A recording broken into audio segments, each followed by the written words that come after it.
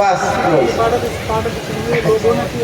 এটা তো পারমিটেড ছিল, পারমিশন ছিল না ওর এখানে তো পারমিশন দেওয়া, সুলতান নিজে পারমিশন কাজে কিভাবে ধরতে পারে। সকালে যায় মূল্যবান জিনিস লওয়া শুরু করলো, সকালে নিল, মাঠ খালি করে ফেলাইছে। নিয়ে যখন সকালে মূল্যবান জিনিস নিয়ে যায় যেতে পাশে নিয়ে যখন চলে যাবে, বাদশাহ বললেন, হে জনগণ, হে নেতৃবৃন্দ, মন্ত্রী উপমন্ত্রী, তোমরা একটু দাঁড়াও, একটু থামো, আমার একটা কথা শোনো। সকলে দাঁড়াইল, দাঁড়ানোর পরে বলল যে তোমরা তো সকলেই মূল্যবান জিনিস গ্রহণ করলা, কিন্তু এই যে আমার পাশে দাঁড়িয়ে আছে আয়াস, আমার গোলাম আয়াত যে দাঁড়াই রইল, সে তো কোনো মূল্যবান জিনিস গ্রহণ করলো না। এটার কারণ কি তোমরা একটু তাকে জিজ্ঞাসা করছো।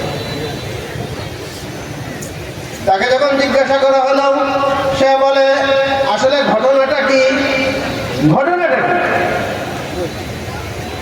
তারা জিজ্ঞাসা করা হলো, তুমি কি জানো না যে আজকে এই মাঠের মধ্যে মূল্যবান জিনিস যে যেটার মধ্যে হাত দিয়েছে সেটা তার হয়ে গেছে, এইটাই বিধান ছিল, এটা ঘোষণা দেওয়া হয়েছিল, তুমি কেন হাত দিলা না।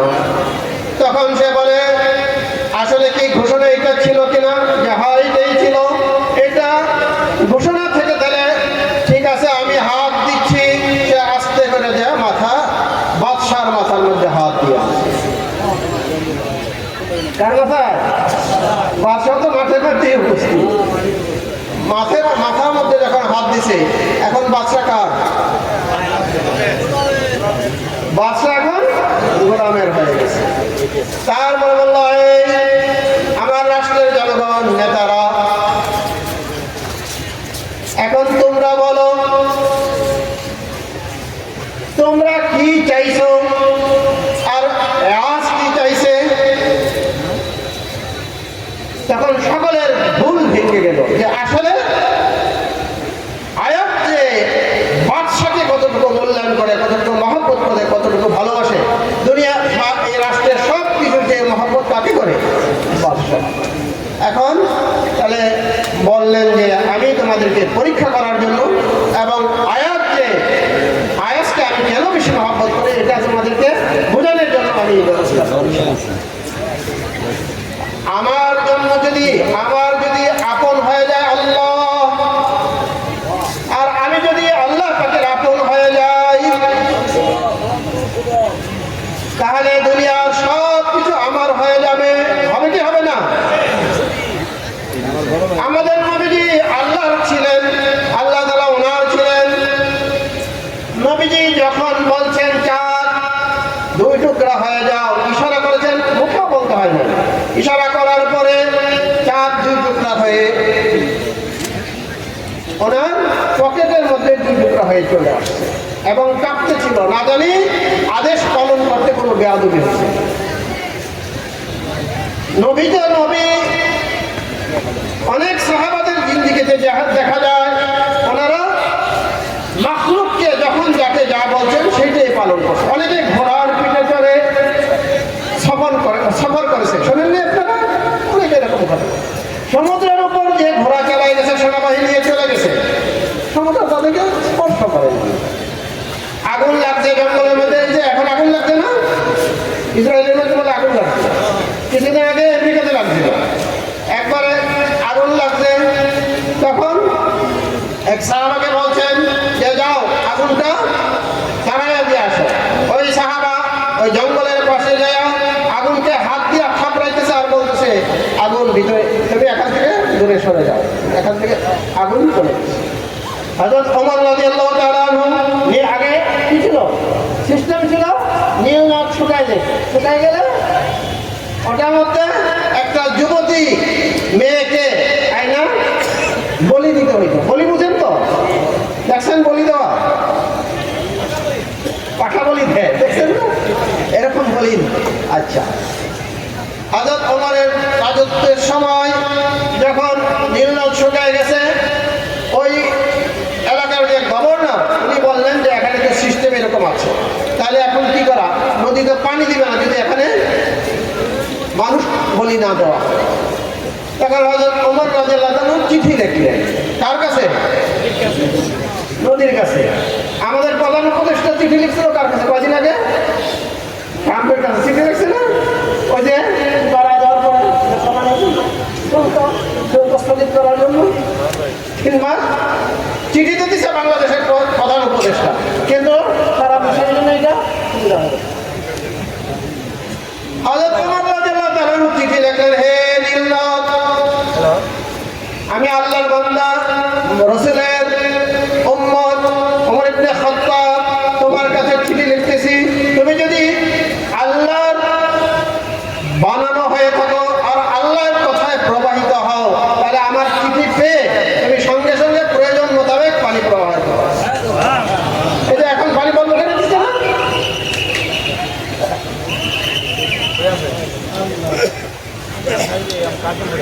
পরে কি হয়েছে? ওই যে নীলনদ চালু হয়েছে, আজ পর্যন্ত আর নীলনদ আমি যদি আল্লাহর হতে পারি তাহলে সারা জাহান কার? আমার হবে। সারা জাহান আমার হবে। তা আমরা কি আল্লাহর হব? কি বলেন? আল্লাহর হব? আচ্ছা, আল্লাহর হওয়ার জন্য কেউ যদি আল্লাহর আপন হতে চায়, আল্লাহর প্রিয় হতে চায়, আল্লাহর বন্ধু হতে চায়, তাহলে কি করতে হবে? 1 নম্বর হলো ঈমানটাকে ধরে রাখতে হবে। কি করতে হবে? ঈমানটাকে ধরে রাখতে হবে।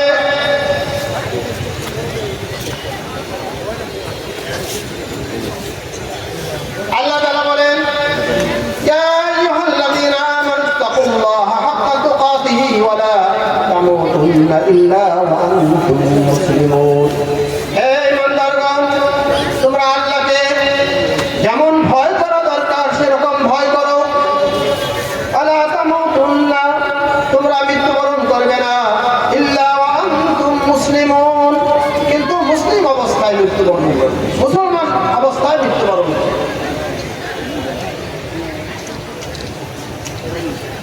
এই আয়াত দ্বারা কি বোঝা গেল? ঈমানদারদেরকে লক্ষ্য করে আল্লাহ বলতেছেন যে তোমরা অমুসলিম হয়ে মৃত্যুবরণ করো না, মুসলমান অবস্থায় মৃত্যুবরণ করো।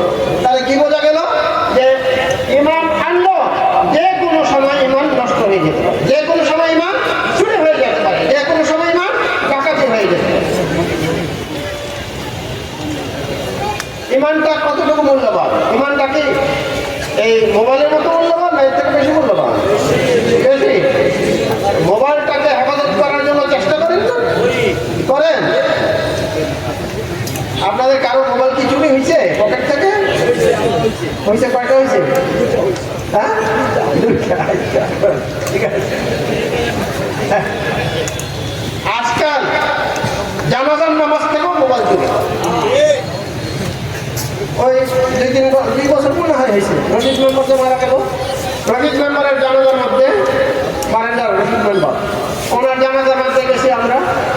তা আমার বড় ছেলেও গেছে, আমরা গেছি, আমার মেয়ের জামাই রশিদ মেম্বারের ভাতিজা, আমার মেয়ের জামাই। তো ওই জানাজার থেকে আমার বড় ছেলের মোবাইলও নিয়ে গেছে, ওই রশিদ মেম্বারের যে ভাতিজা আমার মেয়ের জামাই তারও মোবাইল নিয়ে গেছে। কোথেকে? জানাজার নামাজ।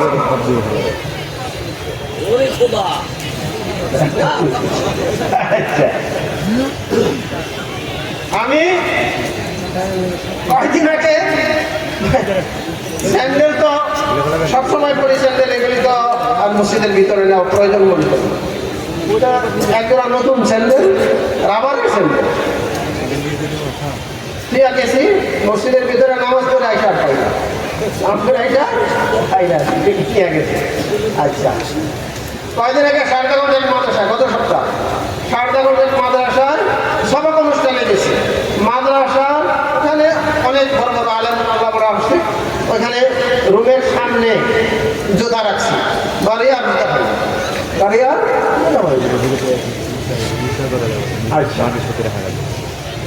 এখন আমাদের দেশের চোরদের কাছে মোবাইল, জুতা এগুলি যতটুকু মূল্যবান, শয়তানের কাছে আমাদের ঈমানগুলি এর থেকে কোটি কোটি কোটি বেশি মূল্যবান। এবং আমাদের সেই ঈমানটাকে হরণ করার জন্য, চুরি করার জন্য শয়তান সর্বাত্মক চেষ্টা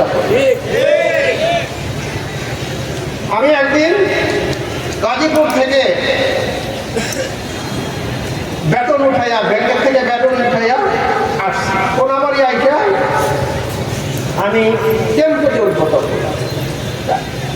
দেখলাম যে আমার কাছে কাছে ভিড়া একটা ছেলে খুব ভিড়ছে আমার কাছে কাছে মানে ধাক্কাধাক্কি করতেছে এরকম। পরে হঠাৎ করে আমার পকেটে ছিল টাকা, পকেটে হাত দেওয়ার চেষ্টা করছি, পরে আমি হাত দিতে পারি। আরেকদিন টেম্পুতে পয়সা রয়েছে, শীতের দিন, কি দেওয়া চাদর পরা, ও চাদরের ভিতর দিয়ে আমার পকেটে হাত দেওয়ার চেষ্টা করছি। একদিন বাসে উঠছি চৌরাস্তার থেকে, আমার সামনের সিটে একজন মহিলা, একটু পরে বাসটা মাত্র ছাড়ার পরে মহিলা চিৎকার দিয়ে উঠছে, আমার চেন লেগে গেছে না, চেন লেগে গেছে। ওই দেখলাম যে জানালা দিয়া এক লোক খাবার দিয়া একটা ছিলা অর্ধেক ভাগ গলার মধ্যে আর অর্ধেক দিয়া ঢুক। এখন বেশিরভাগ বাদ যখন ছাড়ে মোবাইল এবং চেন, কানের দুল, এগুলি চোরেরা চুরি করে আনিয়ে আসে। আপনার আমার ইমানটা যদি মৃত্যু পর্যন্ত আমরা সঙ্গে নিয়েও যাই, মৃত্যুর সময় সেই ইমানটা রেখে দেওয়ার জন্য, চুরি করার জন্য শয়তান সর্বাত্মক চেষ্টা করে।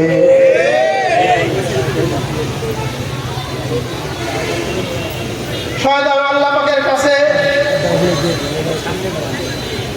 চ্যালেঞ্জ করে আসছে,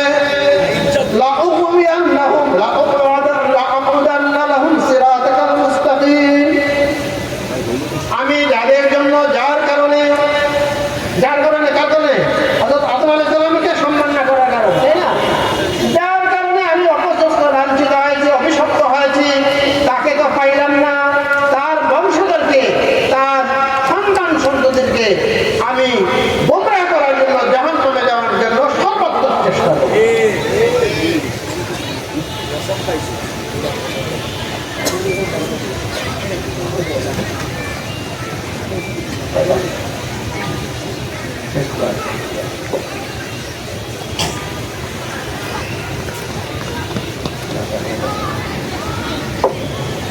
আসলে আমরা তো স্থানীয় লোকই, এখানে অনেক বড় বড় ওলামা একবার আসতেছেন, ওনাদের ওয়াজ আমাদেরও শোনা দরকার। তা আমি কথা সংক্ষেপ করে, শয়তান আমাদের ঈমানকে নষ্ট করার জন্য সর্বাত্মক চেষ্টা করে। আমি একটা ঘটনা বলে শেষ করার চেষ্টা করব। ইমাম শামসুদ্দিন শাফিঈ, উনি হলেন অনেক বড় একজন আলেম ছিলেন, বুখারী শরীফের ব্যাখ্যা গ্রন্থ লিখেছেন। উনি একটা ঘটনা লিখেছেন যে আগের জমানায় তিনজন বন্ধু ছিল একটা গ্রামে, ইমানদার ছিল তারা। তিন বন্ধু মিলে হজ করার জন্য বাড়ির থেকে রওনা হয়েছে। বাড়ির থেকে রওনা হওয়ার পরে অনেক রাস্তা যাওয়ার পরে, তখন তো এরকম বিমান ছিল না, এরকম যানবাহন বা বাসও ছিল না, হাইটা যাইতে হয়েছে বা এগুলি দিয়ে যাইতে হয়েছে। যাওয়ার পরে রাস্তার মধ্যে এক জায়গায় ওনারা যখন বিশ্রাম করতেছিলেন, তখন এক বন্ধু দেখলেন যে অত্যন্ত সুন্দরী একটি মেয়ে, যুবতী মেয়ে, পরমা সুন্দরী মেয়ে তাদের সামনে।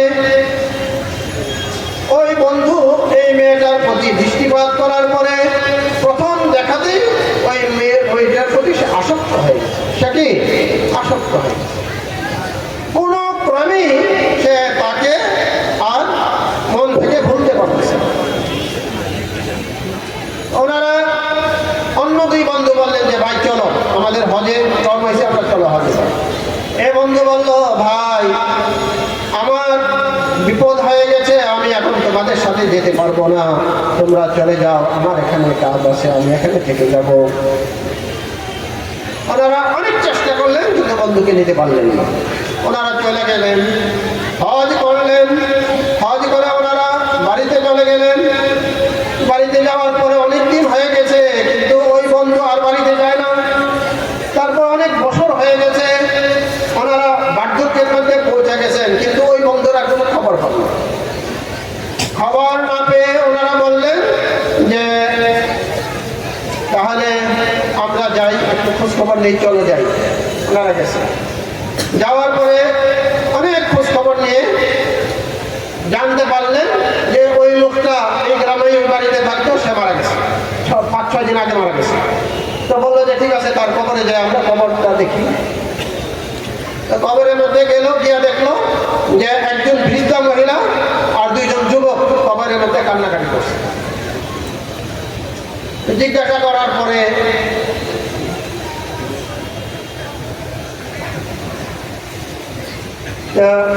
বললো যে আমরা তো কাঁদতেছি, উনি যিনি মারা গেছেন উনি আমার স্বামী ছিলেন, সেই জন্য আমরা কাঁদতেছি, আমি কাঁদতেছি। আর এই যে 2টা যুবক ছেলে, এই ছেলে 2টা হলো ওনার ছেলে, আমার ছেলে, ওনার তাদের বাবা মা গেছে, তারা এই জন্য কাঁদতেছে। আপনারা 2 জন কারা, আপনারা কেন কাঁদতেছেন? ওনারা বললো যে যিনি মারা গেছেন উনি আমাদের বন্ধু ছিলেন, আমরা হজে রওনা হয়েছিলাম, এখানে সে আমাদের থেকে বিচ্ছিন্ন হয়ে এখানে থেকে যায়, তারপরে কি হয়েছে আমরা আর জানি না। পরে বললো যে আপনার বন্ধু এখানে থাকার পরে আমাকে দেখে উনি আসক্ত হয়ে যায়, আমার বাবার কাছে বিবাহের প্রস্তাব দেয়। বিবাহের প্রস্তাব দেওয়ার পরে আমার বাবা বলল যে তোমাকে তো দেখতে অনেক বুদ্ধিমান মনে হয় এবং সুঠাম দেহের অধিকারী, দেখতে সুন্দর, তবে আমার মেয়েকে তো বিবাহ দিতে হলে 2টা শর্ত মানতে হবে। কি শর্ত?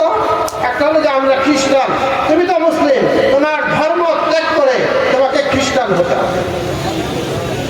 আরেকটা কি শর্ত? আরেকটা শর্ত হলো তুমি বিবাহ করার পরে আমার মেয়েকে নিয়ে এখানেই তোমাকে বসবাস করতে হবে, আর কোথাও যাইতে পারবে না। এই 2টা শর্ত উনি মেনে ইসলাম ধর্ম ত্যাগ করে মুসলমান হয়ে গেছে, খ্রিস্টান হয়ে গেল। তারপরে ওইখানে রয়ে গেল, ওই মেয়েকে বিবাহ করলো, আর তারপরে সন্তান হলো, বয়স মানে বুড়া হয়ে মারা গেছে। এ কথা শুনে ওরা খুব কান্নাকাটি করলেন। এখন ওই মহিলা তাদের এই কান্নাকাটি দেখে বা এই ঘটনা শুনে বলল যে আমার মনে হয় ইসলাম ধর্মটা সঠিক, এবং আমার স্বামী যেহেতু মুসলমান ছিলেন উনি খ্রিস্টান হয়ে গেছেন আমার কারণে, সুতরাং আমি তওবা করলাম, আমাকে আপনি কলমা পড়ান, আমাকে মুসলমান করেন। ওই মহিলা মুসলমান হল। যুবক ছেলে 2টা তারা বলল যে যেহেতু আমার বাবা একসময় মুসলমান ছিল এবং আমার মাও বুদ্ধিমতী, উনিও মুসলমান হয়েছেন, সুতরাং আমাদের মনে হয় ইসলাম ধর্মটা সঠিক, আমরাও মুসলমান হতে চাই, আমাদেরকেও মুসলমান হবো, মুসলমান। এখন এই যে শামসুদ্দিন আর সাফিরি উনি লিখেছেন যে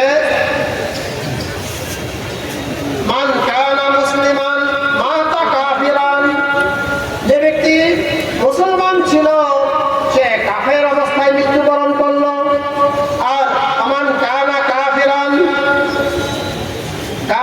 মাতা মুসলিমান, আর যে ব্যক্তি কাফের ছিল সে ইসলাম গ্রহণ করলো, পরে তাদের ইসলামের পরে মুসলমান অবস্থায় তাদের মৃত্যু হইল।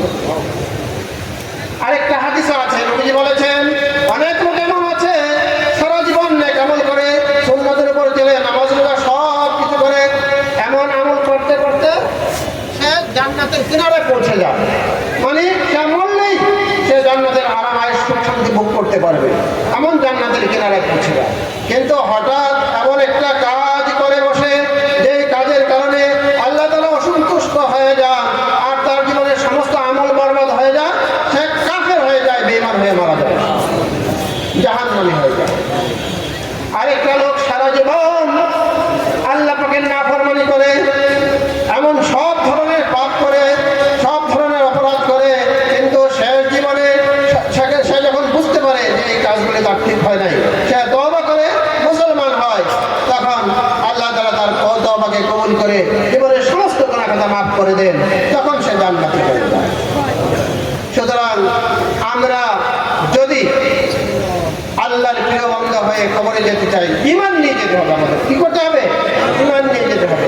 ঈমান নিয়ে যাওয়ার জন্য এই যে এই ঘটনাটা লেখছে যে ঈমান নিয়ে যাওয়ার জন্য 1 নম্বর কাজটা করতে হবে, ঈমানের যে সম্পদ, মহামূল্যবান সম্পদ, এটাকে সদা সর্বদা সর্বক্ষণ 24 ঘন্টা যাতে এটা কেউ নষ্ট করতে না পারে সেই জন্য সজাগ থাকতে হবে। এটা হলো 1 নম্বর। আর 2 নম্বর হলো চোখের হেফাজত করতে হবে। ওই যে লোকের ঈমান নষ্ট হয়েছে কেন? চোখের কারণে। একটা দৃষ্টি কারণ, চোখটা হলো শয়তানের তীর। আল্লাহ নবী বলেছেন কি? চোখটা হলো শয়তানের তীর। আর এই শয়তান তীর নিক্ষেপ করে চোখের দ্বারা মহিলাদের মাধ্যমে, নারীদের মাধ্যমে।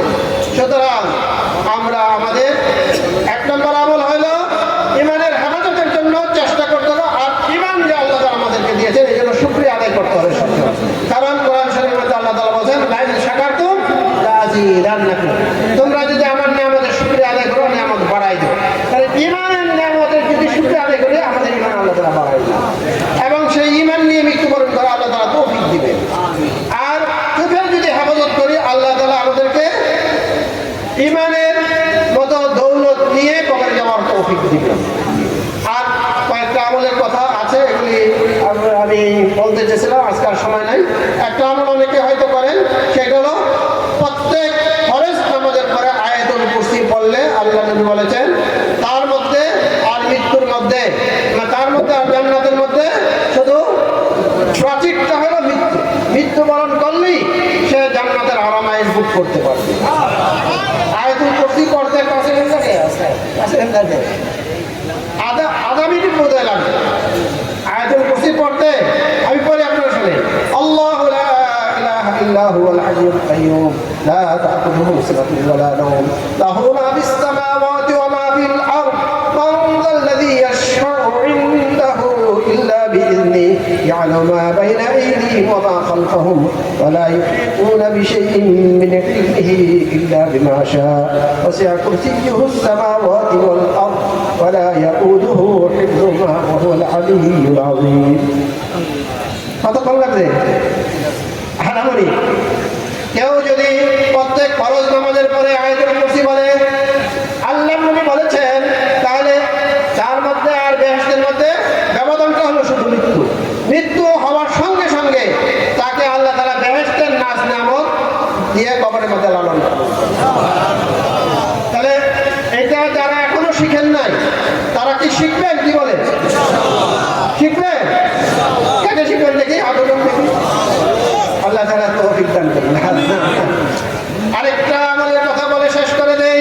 বুখারী শরীফের হাদিস, আল্লাহর নবী বলেছেন যদি কেউ সকালবেলা সাইয়্যিদুল ইস্তিগফার পড়ে 3 বার, একবারে কথাই আছে না, সাইয়্যিদুল ইস্তিগফার পড়ে, তাহলে সে যদি সারাদিনের মধ্যে মৃত্যুবরণ করে, মরবেন, আমরা তো মরবো হয়তো রাতের দিনে, নাকি করে রাত দিন ছাড়া তার সময় নেই। যদি সকালে ফজরের নামাজের পরে পড়ে আর সূর্য ডোবার আগে যদি তার মৃত্যু হয় তাহলে অবশ্যই সে বেহেশতে যাবে। আর যদি মাগরিবের নামাজের পরে পড়ে আর সূর্য ওঠার আগে যদি তার মৃত্যু হয় তাহলে অবশ্যই সে বেহেশতে যাবে। তাহলে সাইয়্যিদুল ইস্তিগফার সকলে কি পড়েন? কে কে পড়েন দেখি, হাত দেখি। সকলে তো জানেন না। এখন কি শিখবেন? সাইয়্যিদুল ইস্তিগফার পড়তে আরো কম সময় লাগে। আল্লাহুম্মা আনতা রাব্বি লা ইলাহা ইল্লা আনতা খালাকতানি ওয়া আনা আবদুকা ওয়া আনা আলা আহদিকা ওয়া ওয়া'দিকা মাসতাতাতু ওয়া আউযু বিকা মিন শাররি মা সানাতু আবুউ লাকা বিনি'মাতিকা আলাইয়া আবুউ বিইসমি বিযামবি ফাগফিরলি ফাইন্নাহু লা ইয়াগফিরুয যুনুবা ইল্লা। এটা তো 10-15 সেকেন্ড মতোই লাগছে।